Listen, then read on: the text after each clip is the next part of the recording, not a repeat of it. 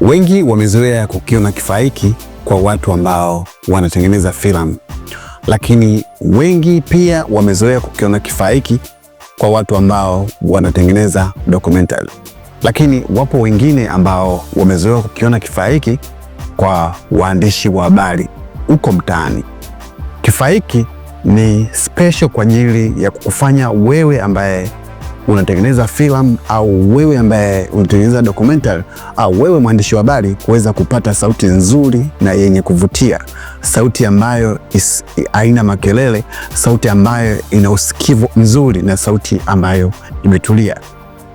Sasa kazi yake kubwa ni nini? Kazi kubwa ya hii ni kuweza kuhifadhi boom mic ndani, kama jinsi ambavyo unaona ndani ndipo ambako unaweka boom mic yako na kuifanya boom mic iwe katikati na isiweze kuchukua kelele, hasa surrounding area wazungu wanasema. Lakini kifaa hiki pia wengi wamekuwa wakikitumia, lakini baadhi hawajui jina lake kinaitwa jina gani. Kifaa hiki kinaitwa wind shield au unaweza ukakiita wind protector, lakini mimi leo nitakutajia majina kadhaa ambayo kifaa hiki unaweza kukiita.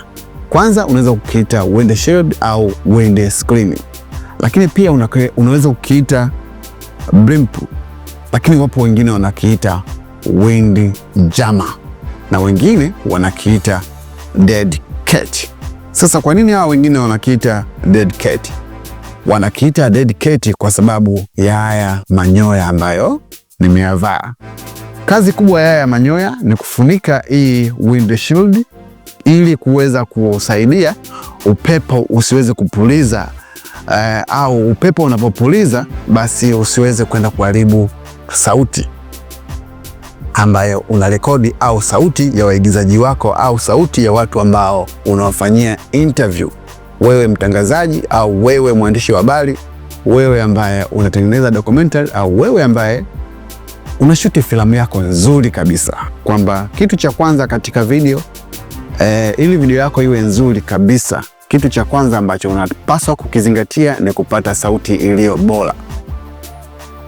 Ukishuti video yoyote ile yenye quality kubwa, quality hata iwe na 4K, hata kama yuko 4K 100, kama sauti ni mbaya, basi tambua kabisa kwamba filamu yako haitokuwa na ubora. Kwa hiyo ubora wa kwanza unaanza kwenye kupata sauti iliyo bora. Hivyo basi kifaa hiki ni special kwa ajili ya kukuwezesha wewe ambaye ni videographer, kuweza kukuwezesha wewe kupata sauti nzuri yenye kuvutia kwenye kazi zako. Mimi naitwa Wilson Gasso Jesus Mwanakatwe, nafanya kazi na WE Technology. Sisi kama WE Technology tunafundisha mambo mbalimbali, ikiwepo namna nzuri ya kupata sauti, namna nzuri ya kutumia kamera kwa fasaha, njia sahihi ya kuweza kupiga picha na matumizi mazuri na sahihi ya vifaa vya production. Unaweza kututembelea kwenye mitandao yetu ya kijamii, Instagram kwa jina la WE Technology, Facebook kwa jina la WE Technology, TikTok kwa jina la WE Technology, lakini pia ukipenda zaidi unaweza kututembelea YouTube kwa jina la Wake Up TV au WE Technology Academy. Karibuni sana WE Technology, tuje tujifunze pamoja.